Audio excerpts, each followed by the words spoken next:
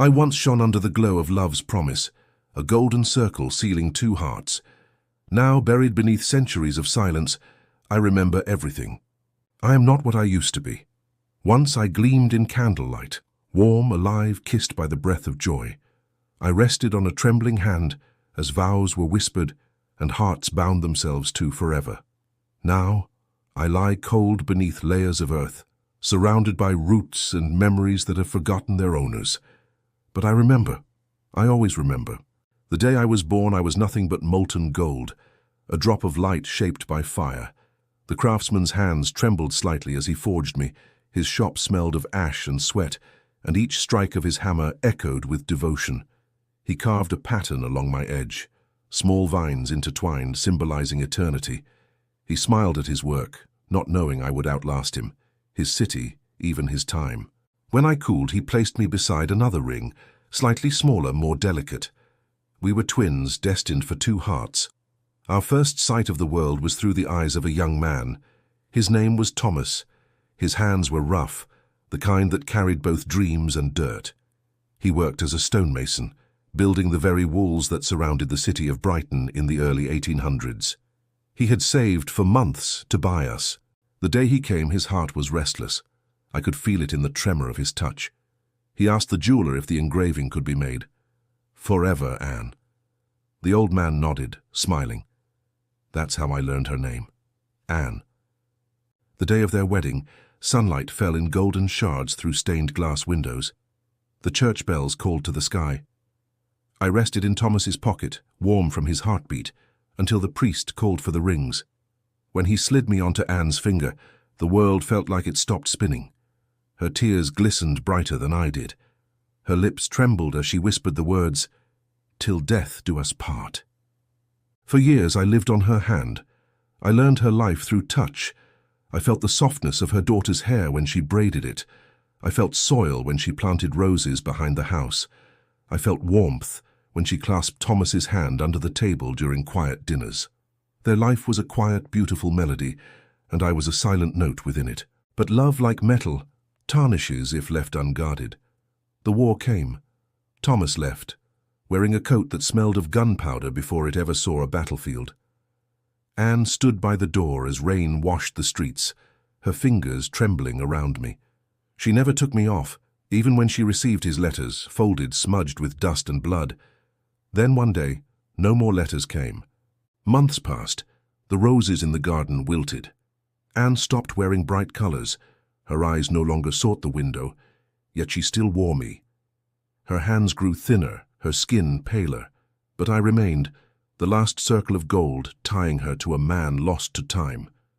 Years later, when Anne's hair had turned to silver, she walked alone to the garden they once tended together. The air was still. She knelt beside the rosebush that never bloomed again. She whispered something, words the wind carried away, and began to dig. Her hands trembled as she slipped me off. For a moment she stared at me, and I saw her reflection in my fading gleam, old, gentle, still carrying the ghost of the bride she once was. She pressed a kiss to me and buried me among the roots. "I'll come back for you," she said softly, but she never did. Years blurred into decades. The house crumbled, the garden withered, the earth grew heavy above me. I felt rain seep into the soil, felt roots wrap around me like a slow embrace. Then, silence. For 100 years, I slept in darkness, holding the memory of a love that had long since passed into legend, until one day a vibration, a sound I hadn't heard in a century, metal scraping against earth, a faint hum, and then light. A metal detector beeped, and a hand brushed the soil away. I felt the warmth of human skin again. The man who found me was young, his breath short with excitement. He whispered to himself, "A wedding ring. Must be 19th century." He held me to the sun, and for the first time in over 100 years, I saw the world again. But it wasn't my world. The air smelled different. The sky was crowded with trails of metal birds. The city had moved on, grown taller, faster, louder. Yet, here I was, unchanged. A perfect circle still holding a story no one knew. The man took me home. He cleaned me, polished me, placed me in a glass box. I gleamed again, but the warmth was gone. I missed Anne's heartbeat, her laughter, her tears. I was a beautiful relic, but I was no longer a part of a life. One night he researched me. He found old records, faded photographs. He discovered that Anne and Thomas were buried together in the local cemetery, their tombstone barely readable. He went there the next morning, and for reasons he couldn't explain, he brought me along. He placed me between the two names carved in stone and whispered, "You've waited long enough." For a brief moment, a gust of wind passed through the trees. The leaves shimmered like they were applauding. The man swore he heard faint laughter, a woman's, soft and distant. He left me there. Now I rest once more, not beneath time but beside it. The soil is lighter here, touched by love rather than loss. And though centuries may pass again, I no longer wait. I have found my place. Because love, even buried beneath time, never rusts. It just waits to be remembered. Every object has a heartbeat, if only you listen closely enough. The wedding ring wasn't just metal, it was memory, faith, and grief cast into gold.